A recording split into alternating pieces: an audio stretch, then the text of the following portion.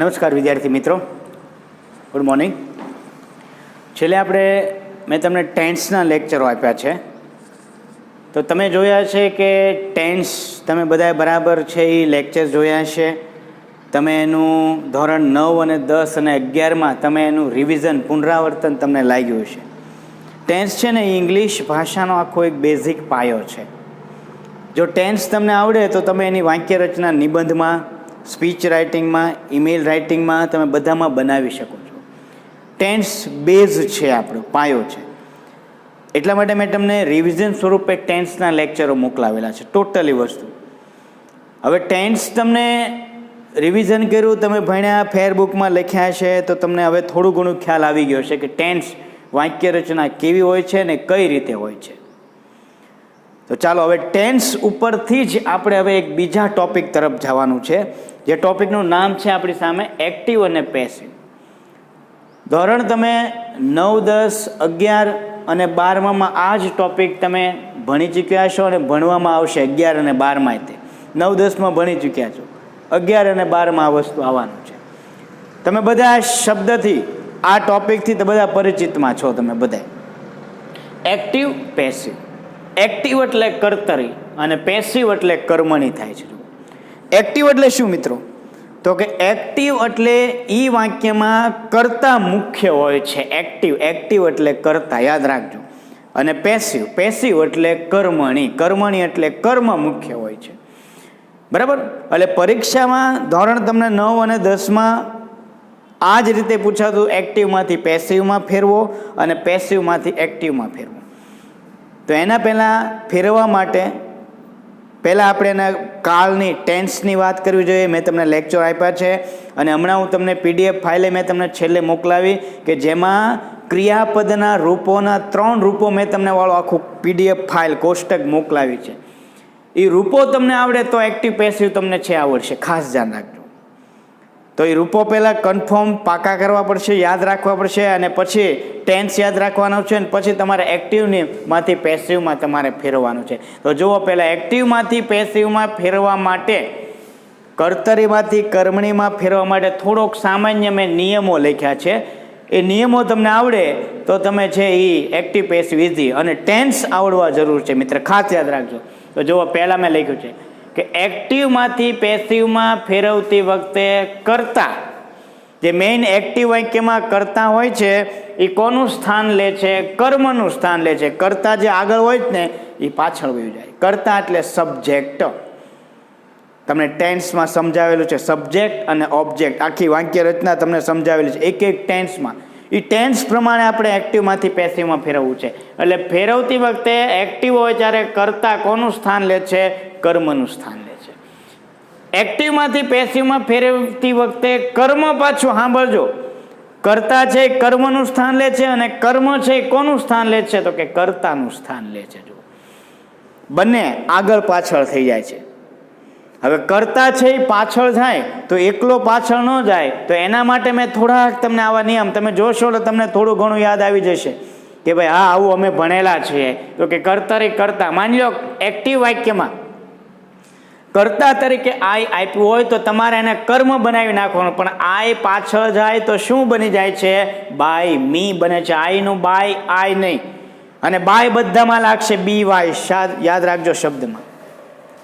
આઈનું by me છેલ્લે પાછળ જવા દેવાનું. આ કોષ્ટક ખાસ યાદ રાખજો, કારણ કે એક્ટિવમાંથી પેસિવમાં ફેરવતી વખતે તમને આ આગળ પાછળ માટે આ નિયમો યાદ હોવા જોઈએ. વી, તો વીનું બાય અસ થાય. યુનું by you. He by him. She by her. It by it. અને ધેનું બાય ધેમ થાય છે. જુઓ મિત્રો, આ એક સામાન્ય નિયમો છે જે તમે ધોરણ 9, 10માં ભણી ચૂક્યા છો. 11, 12માં જે આવવાનું છે. એક્ટિવ પેસિવમાં ખાસ આટલી વસ્તુ આવડે, ટેન્સ આવડે અને ક્રિયાપદના રૂપો આવડે, એટલે પછી તમને એક્ટિવમાંથી પેસિવમાં તમને આવડી જતું હોય છે, બરાબર. ચાલો આટલું પહેલાં લખી લો, હજી આપણે આગળ વાત કરવાની છે. ધ્યાન આપો મિત્રો, એક્ટિવ પેસિવના મેં તમને કોષ્ટક નિયમ લખાવ્યા બાદ હવે આપણે એક એક ટેન્સને આપણે એક્ટિવમાંથી પેસિવમાં ફેરવવાનું છે. તો સૌથી પહેલાં જુઓ, સિમ્પલ પ્રેઝન્ટ ટેન્સ તમે ભણી ચૂક્યા છો. નું ગુજરાતી થાય છે સાદો વર્તમાન કાળ. તમારી સામે આવી ચૂક્યો છે. તમને એની વાક્ય રચના, વાચ રચના એટલે થાય છે વાક્ય રચના. તો એમાં શું આવે છે? પહેલાં કર્તા. કર્તા એટલે સબ્જેક્ટ, યાદ રાખજો. સબ્જેક્ટ પ્લસ ક્રિયાપદનું મૂળ રૂપ. ક્રિયાપદના 3 રૂપો આવે છે. ક્રિયાપદનું મૂળ રૂપ, ભૂતકાળનું રૂપ અને ભૂતકૃદંત રૂપ. પણ આ કાળમાં, સાદા વર્તમાન કાળમાં તમારે મૂળ રૂપ વપરાય અથવા એસ કે ઈએસ વાળું રૂપ. જો એસ છે, તમને ખ્યાલ છે ત્રીજો પુરુષ એક વચન આગળ હોય ત્યારે ક્રિયાપદને એસ કે ઈએસ, ટેન્સમાં મેં તમને સમજાવેલું છે. પ્લસ કર્મ. કર્મ એટલે ઓબ્જેક્ટ પ્લસ અન્ય શબ્દો. આ એક્ટિવની વાક્ય રચના છે મિત્ર, યાદ રાખજો. એ એટલે એક્ટિવ, બરાબર. હવે એક્ટિવમાંથી આપણે પેસિવમાં ફેરવવાનું છે. તો સૌથી પહેલાં આપણે પહેલું વાક્ય લઈ લઈએ, એક્ટિવ વાક્ય લઈએ એટલે તમને વધારે ખ્યાલ આવે. એક્ટિવ તો આ પ્રમાણે આ ટેન્સમાં એક્ટિવમાંથી પેસિવમાં ફેરવીએ તો લખીએ રાહુલ ડ્રિંક્સ વોટર એવરી અવર. અવર એટલે કલાક, દર કલાકે પાણી પીવે છે. જુઓ, તમને 2 શબ્દો ઉપરથી ખબર પડે કે આ સાદો વર્તમાન કાળ છે, સિમ્પલ પ્રેઝન્ટ ટેન્સ. એક તો તમને ક્રિયાપદને મૂળ રૂપ હોય અથવા એસ કે ઈએસ હોય, જુઓ. અને બીજું તો કે એવરી અવર, દર કલાકે. તમને સિમ્પલ પ્રેઝન્ટ ટેન્સમાં મેં વાત કરેલી છે કે ભાઈ દરરોજ થતી ક્રિયા હોય, નિયમિત થતી ક્રિયા હોય ત્યારે તમારે આ કાળ આવે છે. એટલે જુઓ, એસ કે ઈએસ આવ્યો, મૂળ રૂપ આવ્યું અને આ અન્ય શબ્દમાં એવરીડે વાત આવી છે. પહેલાં કાળ ઓળખવાનો. એક્ટિવમાંથી તમે પેસિવમાં ફેરવો તો પહેલાં કાળ ઓળખવાનો. હવે આ તમારી સામે વાક્ય આવ્યું, રાહુલ ડ્રિંક્સ વોટર એવરી અવર. તો પહેલાં આને 4 વિભાગમાં પાડી દો. કર્તા, ક્રિયાપદ, કર્મ, અન્ય શબ્દ, એ વિભાગ પાડી દો, બરાબર. તો તમે જોયું છે તો કે રાહુલ છે એ કર્તા છે, ડ્રિંક્સ એટલે પીવું એ ક્રિયાપદ છે, વોટર છે એ કર્મ છે અને આ અન્ય શબ્દો છે. જુઓ, એટલે એક્ટિવ રચના. રાહુલ આગળ છે, રાહુલ આ કાર્ય કરનાર, પાણી પીનારી રાહુલ છે એટલે એક્ટિવ છે. તો આ એક્ટિવ છે. હવે આપણે એને પેસિવમાં ફેરવવાનું છે મિત્ર, ખાસ ધ્યાન રાખજો. તો મેં તમને પેસિવમાં કીધું હતું કે પેસિવમાં ફેરવો એટલે કર્મ હોય ને એ કર્તાની જગ્યા લે અને કર્તા હોય ને એ કર્મની જગ્યા લે. એટલે આને તમારે ઉઠાવીને જે કર્મ છે અહીંયા આવી જાય. જો તમને સમજાવવા માટે એરો દોરું છું. તો કર્મ છે એ આગળ આવી ગયો તો વોટર. હવે ધ્યાન આપવાનું, ડ્રિંક્સ. ડ્રિંક્સ એટલે ક્રિયાપદનું મૂળ રૂપ છે. તો તમને ખ્યાલ છે ક્રિયાપદના 3 રૂપો છે. જો તમને અહીંયા લખું છું ડ્રિંક, ડ્રેન્ક અને ત્રીજું રૂપ આ લખું છું ડ્રંક, DRUNK. જો આને પહેલું રૂપ V1 કહેવાય, આને V2 કહેવાય, આને V3 કહેવાય, બરાબર. તો હવે જ્યારે વર્તમાન કાળ હોય મિત્રો, તમને વર્તમાન કાળ બતાવે છે ત્યારે એક્ટિવમાંથી પેસિવમાં ફેરવવું હોય ત્યારે તમારે એક આ નિયમ યાદ રાખવાનો છે. તો એમ is R plus V3. V3 એટલે વર્બ ફોર્મનું ત્રીજું રૂપ, બરાબર. જો વર્તમાન કાળ હોય, સિમ્પલ પ્રેઝન્ટ ટેન્સ હોય ત્યારે એક્ટિવમાંથી પેસિવમાં ફેરવું હોય તો એમ ઇઝ આર પ્લસ V3 કરવાનું છે મિત્રો, એ ખાસ ધ્યાન રાખજો, બરાબર. તો વોટર, તો વોટર આરે 3માંથી શું આવે? એમ ઇઝ આર માંથી તો વોટર સાથે ઇઝ આવે, વોટર ઇઝ. ડ્રિંક, તો અહીંયા જો મેં કીધું છે એમ ઇઝ આર પ્લસ V3, તો ડ્રિંકનું ત્રીજું રૂપ તમને યાદ હોવું જોઈએ મિત્ર. જો એટલે જ મેં તમને એક PDF ફાઇલ મોકલી છે, એમાં ક્રિયાપદના રૂપો 3 રૂપો છે, મૂળ રૂપ, ભૂતકાળનું રૂપ અને ભૂતકૃદંતનું. તો અહીંયા તમારે ડ્રિંકનું ત્રીજું રૂપ શું થાય છે? Drunk, drunk. હવે આ સમયદર્શક શબ્દો છે ને પાછળ રહેવા દો. રાહુલને પાછળ કર્તામાંથી કર્મ બનાવો તો રાહુલની આગળ બાય શબ્દ લાગી જાય, તો કે બાય રાહુલ અને એવરી અવર છેલ્લે ઉમેરાઈ જાય, એવરી અવર. જો મિત્રો ફરી વાર સમજાવું તમને. તો પહેલા આને ઓળખી લેવાનું, કર્તા, ક્રિયાપદ, કર્મ, અન્ય શબ્દ. એક્ટિવ ઓળખી લીધું, ત્યાર પછી કાળ ઓળખો. તો કાળ આપણને આના ઉપરથી ખબર પડી કે વર્તમાન કાળ છે. વર્તમાન કાળ હોય એટલે કર્મ છે એ પહેલાં આગળ આવી જાય, પેસિવ ફેરવું હોય તો પેસિવ શું હતું? તો કે વોટર અહીંયા આગળ આવી ગયું. વર્તમાન કાળ હતો એટલે એમ ઇઝ આર પ્લસ V3, તો વોટર આર ઇઝ આવે, તો વોટર ઇઝ ડ્રિંકનું ત્રીજું રૂપ ડ્રંક. રાહુલને પાછળ જવા જો બાય રાહુલ એવરી અવર. બીજું વાક્ય લઈએ, હજી તમને વધારે ખ્યાલ પડશે. આ એક્ટિવ, હજી એક્ટિવમાંથી પેસિવમાં જોઈએ. I go to Bhavnagar every day. I go to Bhavnagar every day. હવે આ વાક્યને આપણે પેસિવમાં ફેરવવાનું છે. તો પહેલા વાક્ય તમારે 4 વસ્તુ ઓળખી લેવાનું: કર્તા, ક્રિયાપદ, કર્મ, અન્ય શબ્દ. બરાબર? તો પહેલા અહીંયા ધ્યાન આપો. તો આઈ કર્તા, ગો ક્રિયાપદનું મૂળ રૂપ છે. જો 3 રૂપ આવે: ગો, વેન્ટ અને ગોન. પણ અહીંયા ગો એનું મૂળ રૂપ, પહેલું રૂપ આપ્યું એટલે કયો કાળ બતાવે છે? Simple present tense. હવે કર્મ, તો કર્મ ભાવનગર છે મિત્રો, અને આ તમારા અન્ય શબ્દો છે. જુઓ, બરાબર? તો એક્ટિવમાંથી પેસિવમાં ફેરવો એટલે કર્મ હોય ક્યાં આવી જાય? પહેલા આગળ આવે. તો આ ભાવનગર આગળ, ભાવનગર. હવે મેં તમને કીધું એક્ટિવમાંથી પેસિવમાં ફેરવો, વર્તમાન કાળ હોય ને એટલે આ કોષ્ટક યાદ રાખવાનું. તો ભાવનગર સાથે એમિઝારમાંથી શું આવે? તો ઇઝ આવે. ભાવનગર ઇઝ. આ 3ની સાથે V3 એટલે ગોનું ત્રીજું રૂપ કરવાનું. ગોનું ત્રીજું રૂપ: ગો, વેન્ટ અને gone. Gone, GONE, gone. Bhavnagar is gone. બરાબર? પછી આઈને પાછળ લેવાનું. મેં ઓલા કોષ્ટકમાં લખ્યું હતું, આઈને પાછળ લ્યો એટલે શું થાય છે? By me. અને એવરી ડે છેલ્લે સમયદર્શક શબ્દ છે એટલે તમે છેલ્લે મૂકી શકો છો. Every day. જો કોઈ અઘરું નથી મિત્ર, ખાલી તમારે કર્તા અને કર્મ ઓળખી લેવાનું છે. કર્મને આગળ આવવા દેવાનું, કર્તાને પાછળ બાય કરીને જવા દેવાનું, અને વચ્ચે તમારે એમિઝાર પ્લસ V3 મૂકવાનું છે. એમિઝાર પ્લસ V3, અને છેલ્લે અન્ય શબ્દોને છેલ્લે તમારે રાખવાના છે મિત્રો. બરાબર? ચાલો પહેલાં લખી લો તમે, પછી પાછા આગળ વધીએ. ચાલો 4 પછીનું વાક્ય આગળ જોઈએ.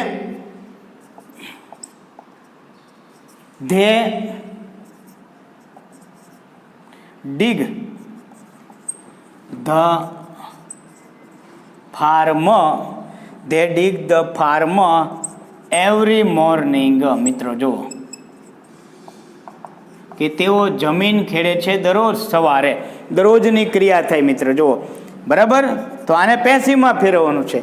They dig the farm every morning. તો સૌથી પહેલા આમાં તમારે 4 વસ્તુ ઓળખી લેવાની: કર્તા, ક્રિયાપદ, કર્મ, અન્ય શબ્દો.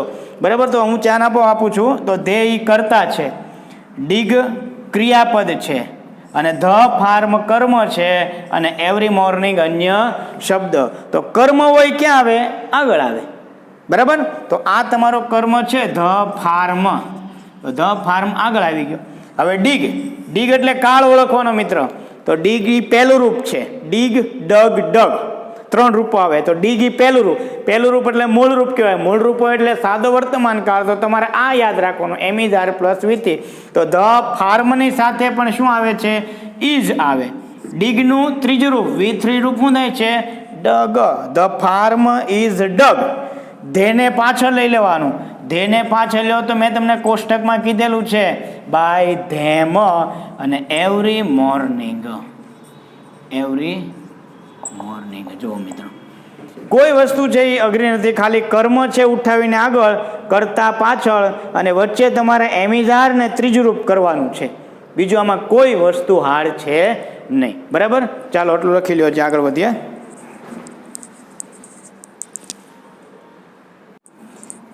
ચાલો મિત્ર આગળના વાક્ય જોઈએ. આ જ કાળમાં આપણે આગળ વધવાનું એક્ટિવ પેસિવમાં. I clean the room. હું રૂમ સાફ કરું છું. દરરોજની ક્રિયા છે આપણે. બરાબર? તો આમાં તમે જુઓ, તમારે 4 વસ્તુ ઓળખી લેવાની: કર્તા, ક્રિયાપદ, કર્મ, અન્ય શબ્દો. બરાબર? તો ધ્યાન આપો પહેલાં. તો આ તમને અહીંયા કર્તા બતાવે છે. ક્લીન છે એ તમને ક્રિયાપદ બતાવે છે, અને ધ રૂમ છે એ કર્મ બતાવે.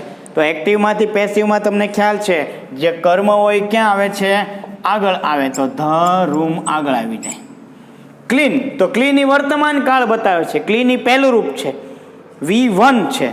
બરાબર? તો કરતા એ તમને સિમ્પલ પ્રેઝન્ટ ટેન્સ બતાવે. તો હવે એને આ પ્રમાણે ફેરફાર કરવાનો. તો ધ રૂમની સાથે શું આવે? એમિઝારમાંથી ઇઝ આવે.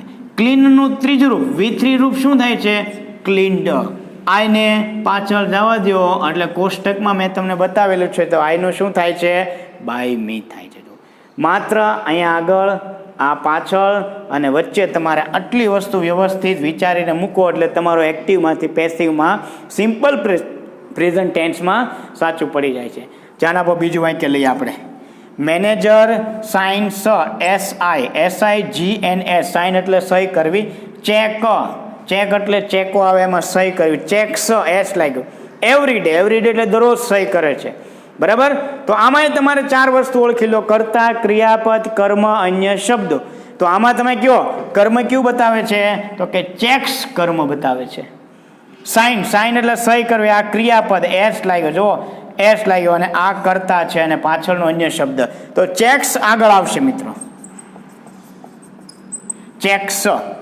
હવે સાઇન એટલે વર્તમાન કાળ છે તો આમાંથી આવશે ને પેસિવમાં ફેરવે ચારે. તો ચેક્સની સાથે એમિઝારમાંથી શું આવે?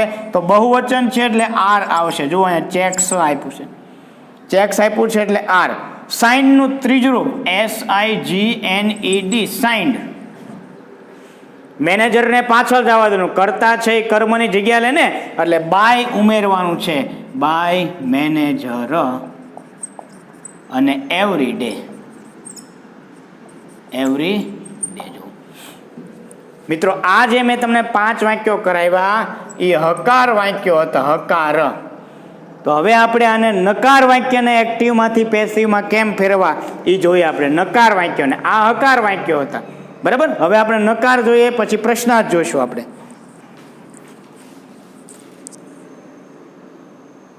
હકાર વાક્યો સાદા વર્તમાન કાળમાં એક્ટિવમાંથી પેસિવમાં જોયા બાદ હવે નકાર વાક્યો. બધા નકાર મેં તમારી સામે જુઓ. Does not, do not, does not આવ્યા છે. એક્ટિવ વાક્ય છે અને પેસિવમાં નકારમાં ફેરવાના છે. જુઓ શું કહે છે. Vijay does not play cricket every day. દરરોજ ક્રિકેટ રમતો નથી. Does not play cricket. જુઓ ડઝ, ડુ અને ડઝ વાક્યમાં હોય એટલે સમજવાનું કે એ વર્તમાન કાળ, સાદો વર્તમાન કાળ જ કહેવાય મિત્રો. બરાબર. તો આમાંય તો એ જ કહેવાનું. જુઓ તો પહેલા કર્તા, ક્રિયાપદ, કર્મ ઓળખી લેવાનું. તો વિજય કર્તા છે. આ ડઝ નોટ છે ને એને સહાયકારક ક્રિયાપદ કહેવાય. આ ક્રિયાપદ છે એને સહાય કરે છે નકાર બનાવવા માટે. એટલે ડઝ નોટ પ્લે ક્રિકેટ કર્મ છે અને આ અન્ય શબ્દ છે. બરાબર. તો તમને ખ્યાલ છે કર્મ છે એ ક્યાં આવે છે? આગળ. તો આપણું કર્મ છે આગળ આવે. તો ક્રિકેટ. હવે જો ડઝ નોટ આપ્યું છે, નકાર છે. તો નકાર એક્ટિવ છે અને નકાર પેસિવમાં બનાવવાનું છે. તો ડુ ડઝ હોય ને મિત્રો એ નીકળી જાય અને આ 3 માંથી મૂકી દેવાનું. જો વચ્ચે નોટ અને V3 આવી જાય. ઓલામાં નોટ નહોતું આવતું હકારમાં, આમાં નોટ આવી જાય છે. તો ક્રિકેટની સાથે શું આવે છે? ઇઝ આવે. તો ક્રિકેટ ઇઝ નોટ અથવા ઇઝન્ટ કરો તોય ચાલે. Cricket isn't. આ ડઝ નોટ આખું નીકળી ગયું, ઇઝન્ટ આવી ગયું. પ્લેનું ત્રીજું રૂપ કરી દેવાનું, પ્લેડ. બરાબર. અને વિજયને પાછળ લઈ લેવાનું, બાય વિજય એવરી ડે. પૂર્ણ વિરામ. જો કોઈ વસ્તુ ફેરફાર અઘરું કાંઈ નથી. કર્મ છે ઉઠાવીને આગળ, વચ્ચે ડુ કે ડઝ નોટ હોય નીકળી જાય, એની જગ્યાએ એમિઝાર નોટ આવી જાય. એમિઝાર નોટ ત્રીજું રૂપ. કર્તાને પાછળ લ્યો, અન્ય શબ્દો. બીજું વાક્ય જોઈએ આપણે. I do not sing a song every night. હું દરરોજ રાત્રે એક ગીત ગાતો નથી. ક્યારેક ગાઈ નાખું, દરરોજ નથી ગાતો.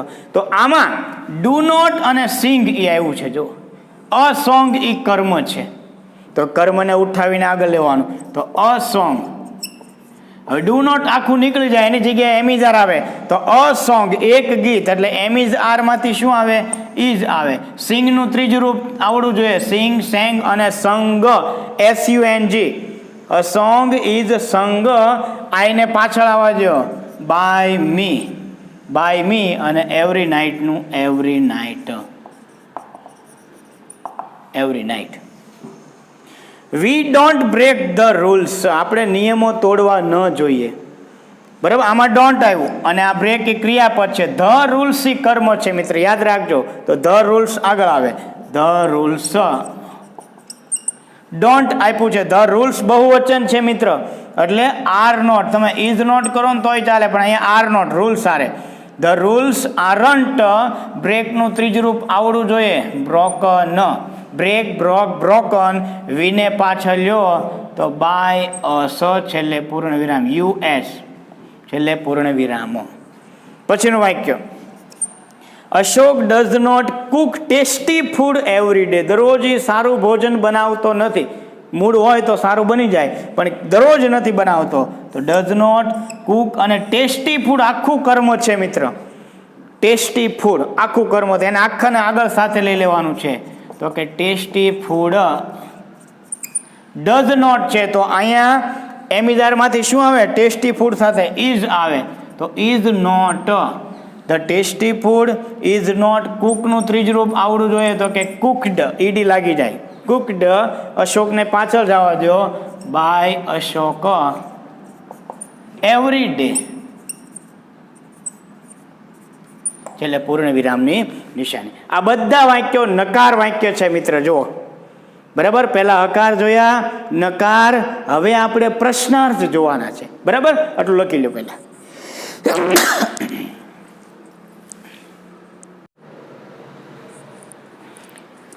ચાલો મિત્રો, આપણે નકાર વાક્ય જોયા બાદ હવે આપણે પ્રશ્નાર્થની વાત કરવાની. જો છેલ્લે પ્રશ્નાર્થની નિશાની હોય. તમને ટેન્સમાં હકાર, નકાર, પ્રશ્નાર્થ બધું જ ચલાવેલું છે. આપણે હકાર અને નકાર સાદા વર્તમાન કાળમાં એક્ટિવમાંથી પેસિવમાં ફેરવા બાદ હવે પ્રશ્નાર્થની વાત. તો પ્રશ્નાર્થમાં જુઓ, ડુ અને ડઝ અથવા WS શબ્દ ક્યારેક હોય તો એ તમને આગળ આપ્યો હોય, અને છેલ્લે પ્રશ્નાર્થની નિશાની. એમાં કોઈ નવીન નથી. તો પહેલું જે તમારે આપણે એમિઝાર વચ્ચે મૂકતા હતા ને, એ હવે આગળ આવશે. તો પહેલાં જુઓ, તમને અહીંયા આપણે સમજીએ એક એક વસ્તુ. તો પહેલાં ડુ એટલે સહાયકારક ક્રિયાપદ, યુ એટલે કર્તા, લાઈક ક્રિયાપદ, અને મેંગો જ્યુસ આખું કર્મ છે. જો આ ઓળખવાનું, એકદમ ધીમે ધીમે શાંતિથી સમજી વિચારીને ઓળખવાનું છે. ડુ ડઝ આપ્યું હોય ને, એ સહાયકારક ક્રિયાપદ કહેવાય, જે ક્રિયાપદને હેલ્પ કરે. અંગ્રેજીમાં હેલ્પિંગ વર્બ કહેવાય. પછી કર્તા, પછી ક્રિયાપદ, કર્મ. તો હવે પહેલાં અહીંયા સમજવાનું કે આ કર્તાને પાછળ જવા દેવો છે અને આ કર્મને આપણે આગળ લેવો છે. તો અહીંયા પહેલાં સમજો મગજમાં, મેંગો જ્યુસ અહીંયા આવ્યું. તો અહીંયા પહેલાં આગળ ડુ ડઝનું આપણે ખબર ને નકારમાં એમિઝાર કરતા હતા. તમને ખ્યાલ હોય તો જો આવી રીતે મેં તમને લખાયું હતું, MISR +V3 આવું લખાયું હતું. ડુ ડઝનું આપણે આવું કરતા હતા ને. નકાર હોય તો એમિઝાર નોટ કરતા હતા, હકાર હોય તો એમિઝઆર કરતા હતા. એમ એવી જ રીતે અહીંયા તમારે એમિઝાર ક્યાં આવશે? આગળ આવશે મિત્રો. પણ એ જોવાનું છે કે આ કર્મ અહીંયા આવી ગયું એટલે કર્મની સાથે આ મેંગો જ્યુસની સાથે એમિઝારમાંથી શું આવે? તો કે મેંગો એક જ જ્યુસ કીધું એટલે ઇઝ આવે. જો અહીંયા ઇઝ બની ગયું. ડુનું શું બની ગયું? ઇઝ. હવે આ યુ પાછળ અને મેંગો જ્યુસ આગળ આવી ગયું એટલે અહીંયા mango juice, is mango juice. લાઈકનું ત્રીજું રૂપ લાઈકડ. હવે યુને પાછળ જવા દેવાનું એટલે મેં તમને ઓલા કોષ્ટકમાં લખાયું છે યુનું શું થાય છે? By you. મિત્રો એકદમ વિચારીને ધીમે ધીમે નિરાશથી સોલ્વ કરવાનું. કરતા અને કર્મને પહેલાં ફેરવવાનું છે. કર્મ અહીંયા આવી ગયો તો કર્મ પ્રમાણે અહીંયા એમિઝારમાંથી મૂકવાનું છે. આ કર્મ પ્રમાણે. જો હજી બીજું વાક્ય, does Sneha win the race. શું સ્નેહા રેસ જીતી શકશે અથવા કે જીતે છે? તો ડઝ પહેલાં જુઓ હેલ્પિંગ વર્બ આપ્યું છે. સ્નેહા કરતા, વિન ક્રિયાપદ અને ધ રેસ છે ને એ કર્મ છે મિત્રો. તો પહેલાં આ સ્નેહા પાછળ અને ધ રેસ અહીંયા આવી ગયું. તો સ્નેહાની નીચે તમને સમજવા માટે ખાલી લખું છું ધ રેસ. તો ડુ ડઝનું શું કરવાનું છે? એમિઝારમાંથી. પણ એમિઝારમાંથી આના પ્રમાણે ધ રેસ પ્રમાણે શું કરવું પડે? ઇઝ કરવું પડે. એટલે અહીંયા ઇઝ આવી ગયું. Is the race. વિનનું ત્રીજું રૂપ કરવાનું છે. વિન, વોન, વોન એનું ત્રીજું રૂપ આવું થાય છે વોન.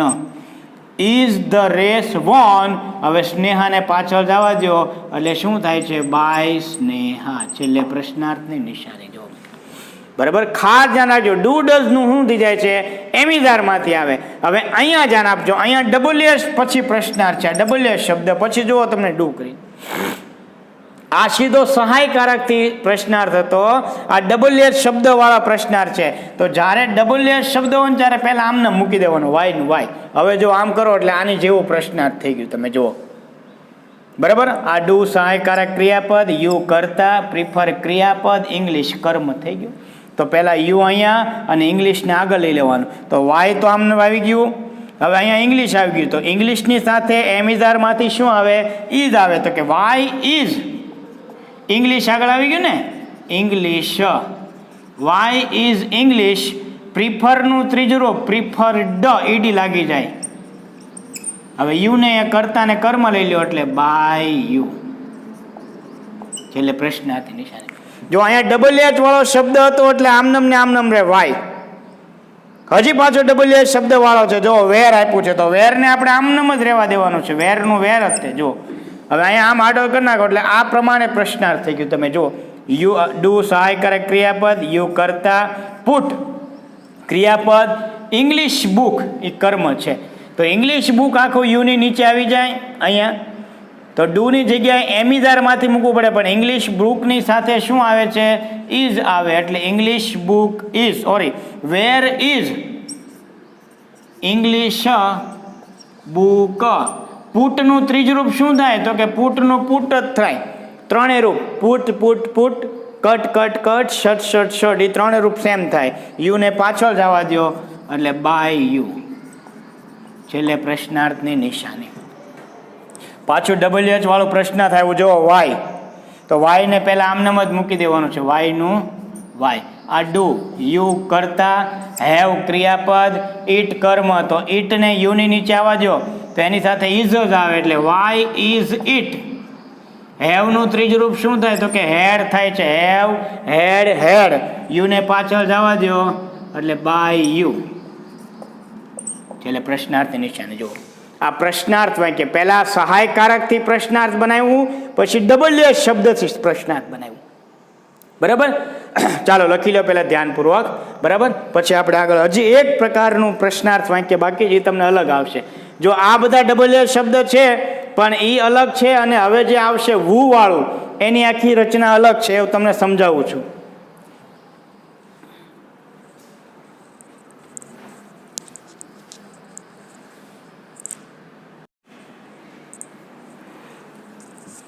હવે ધ્યાન આપો મિત્રો. સહાયકારક વડે પ્રશ્ન જોયું, ડબલ એચ વાળા શબ્દથી પ્રશ્ન જોયું, પણ હવે અહીંયા વુ વાળું એક્ટિવમાંથી પેસિવ. ધ્યાન રાખજો, વુ વાળું એક્ટિવમાંથી પેસિવમાં આવે ને ત્યારે એની રચના આખી અલગ છે મિત્રો. તો એ પહેલાં આપણે જોવું પડે કે શું કહે છે. વુ શબ્દનું તમે ગુજરાતી કરો એટલે એમાં કરતા નું આપ્યો. અત્યાર સુધી બધામાં કરતા આપ્યો તો તમે આગળનું પાછળને એમ કરતા હતા. પણ વુ ક્યારે પૂછાય? કે વુ જ્યારે કાર્ય કરનાર કરતા નું આપ્યું હોય. એટલે આ કરતા જે આપણે પાછળ મોકલતા હતા ને એમાં પાછળ નહીં, આમાં જો અલગ જ રચના થાય છે. જો ગુજરાતી કરીએ, વુ પ્લે ફૂટબોલ. કોણ ફૂટબોલ રમે છે? કોણ રમે છે? જો આમાં નામ નથી આપ્યું, કોઈ વ્યક્તિ કાંઈ નથી આપ્યું. Who catch the ball in the match. કે આ મેચમાં કે પેલી મેચમાં બોલનો કેચ કોણ પકડે છે? વુ એટલે કોણ, કરતા નથી આપ્યું. તો આ એક જ રચના એક્ટિવમાંથી પેસિવમાં વુ વાળી છે. બધા કાળમાં આવશે, ખાસ ધ્યાન આપજો. બધા કાળમાં વુ વાળી રચના અલગ છે. તો પહેલા જ્યારે અહીંયા આગળનો પાછળ કરતા આપણે બાય કરીને મોકલતા હતા, ખબર ને? કરતાને બાય કરીને પાછળ જવા દેતા હતા, પણ હવે અહીંયા કરતા છે જ નહીં. કરતા છે નહીં તો અહીંયા તમારે વુનું સીધું બાય વૂમ કરી દેવાનું છે. પહેલા જ આવી જાય. જો ખાસ ધ્યાન આપજો, વુનું સીધું by whom. Play football. Play એટલે વર્તમાન કાળ, પહેલું રૂપ છે. પ્લે, પ્લેડ, પ્લેડ, એમ ત્રણ રૂપો આવે. પહેલું રૂપ એટલે વર્તમાન કાળ. બરાબર. તો આની જેમ જ કરવાનું. ફૂટબોલ એ કર્મ છે. જુઓ, કર્મ આપ્યું છે, કરતા નથી આપ્યું. તો એમિઝાર અને V3 ની વચ્ચે કર્મને લઈ લેવાનું છે. તો ફૂટબોલની સાથે ઇઝ આવે એટલે બાય વૂમ ઇઝ ફૂટબોલ. પ્લેનું ત્રીજું રૂપ પ્લેડ. છેલ્લે પ્રશ્નાર્થની નિશાની. જો એમિઝાર અને ત્રીજા રૂપની વચ્ચે કર્મને લઈ લેવાનું છે મિત્ર. આ ફૂટબોલને વચ્ચે લઈ લીધો બેયની. જુઓ, અને આગળ તમે વુનું શું સીધું કરી દીધું છે? બાય વૂમ. બીજો કોઈ ફેરફાર કરવાનો છે નહીં. જો એ બીજું વાક્ય, who catch the ball in the match. તો કર્મ આ આપ્યું છે તમને, ધ બોલ, કરતા નથી આપ્યું. તો વુનું પહેલા શું કરી દેવાનું છે? બાય વૂમ. વૂમનો સ્પેલિંગ જોજો, ખાસ ધ્યાન રાખજો, સ્પેલિંગ ભૂલ ન થાય. વુનું સીધું શું થઈ જાય? By whom. કેચ, કેચ એટલે પહેલું રૂપ છે, પહેલું રૂપ એટલે મૂળ રૂપ આપ્યું છે તમને, કેચ, કોટ, કોટ. બરાબર. તો ધ બોલ ને વચ્ચે લેવાનું, એમિજાર અને ત્રીજા રૂપની વચ્ચે ધ બોલ, તો ધ બોલ ની સાથે ઇઝ જ આવે, તો by whom is the ball. Catch નું ત્રીજું રૂપ caught, CAUGHT, caught, CAUGHT, in the match. છેલ્લે પ્રશ્નાર્થની નિશાની જુઓ. ત્રીજું વાક્ય હુ આપ્યું એટલે પહેલા સીધું બાય વુમ કરી દેવાનું, વુનું by whom. Drink Pepsi, Pepsi કર્મ આપ્યો છે, કર્મ ઓળખી લો. પેપ્સી, તો પેપ્સી એક વચન એટલે ઇઝ જ આવે ને, એટલે બાય વુમ ઇઝ પેપ્સી. ડ્રિંકનું ત્રીજું રૂપ drink, drank, drunk, drunk in this season. Season એટલે ઋતુમાં, કે આ ઠંડીની ઋતુમાં કોણ પેપ્સી પીવે છે? સિઝન. જુઓ, SEASON. એમિજાર અને V3 ની વચ્ચે કર્મને લઈ લેવાનું અને આગળ વુનું સીધું બાય વુમ કરી દેવાનું. જો હજી આપ્યું છે વુ રાઇટ માય હોમવર્ક, મારું હોમવર્ક કોણ લખશે? તો કે બાય વુમ. રાઇટ અને માય હોમવર્ક, મારું ઘરકામ. માય હોમવર્ક સ કરી નાખીએ, બહુવચન. બહુવચન કરીએ તો આગળ એમિજાર આવે, બરાબર, આર આવશે, તો by whom are. My homework સ, માય હોમવર્ક સ. રાઇટ નું ત્રીજું રૂપ શું થાય છે? તો કે રિટર્ન. એટલે પ્રશ્નાર્થ. જો બધાય પ્રશ્નાર્થના પ્રશ્નાર્થ જ રહેશે, ખાસ ધ્યાન રાખજો, એમાં કોઈ ફેરફાર થશે નહીં. બરાબર. આ આપણે સિમ્પલ પ્રેઝન્ટ ટેન્સને એક્ટિવમાંથી પેસિવમાં ફેરવ્યો. હકાર, નકાર, પ્રશ્નાર્થ, WH વાળા પ્રશ્નાર્થ અને વુ વાળા પ્રશ્નાર્થ. જો આ અલગ જ આખી રચના છે. એટલે એક્ટિવ પેસિવ આપણે રોજ અલગ અલગ ટેન્સની વાત કરશું, પણ આ વુ વાળા સાવ અલગ જ આવતા જશે. બરાબર. આજે સાદો વર્તમાન કાળ, પછીના લેક્ચરમાં પાછો આપણે બીજા કાળની વાત કરશું. બરાબર. પણ રિપીટ કર્યા કરજો, રિવિઝન. મેં તમને ટેન્સ મોકલ્યા છે વિડીયો લેક્ચર, પછી ક્રિયાપદના રૂપો પાકા કરતા રહેજો. ખાસ ધ્યાન રાખજો, તમને આવા બધા રૂપો આવડવા જોઈએ. ગો, વેન્ટ, ગોન, બરાબર, એ આવડશે ને તો જ આ રૂપો તમને આવડે. પછી ગીવ, ગેવ, ગીવન, સ્પેલિંગ સાથે આવડવા જોઈએ, ખાસ ધ્યાન રાખજો. પછી પ્લે, પ્લેડ, પ્લેડ, આવા મેં તમને રૂપો PDF બનાવીને મોકલી છે, એની પ્રિન્ટ કાઢી લો અને વાંચા કરો. જેટલું તમે રિવિઝન કરશો એટલો ફાયદો રહેશે. ધોરણ 11માં આ વસ્તુ આવશે અને 12માં આવવાની છે, એટલે થોડુંક ધ્યાનપૂર્વક ભારપૂર્વક સમજો. ન સમજાય ત્યાં પ્રશ્ન પૂછજો મને. બરાબર. એટલું લખી લો પહેલાં.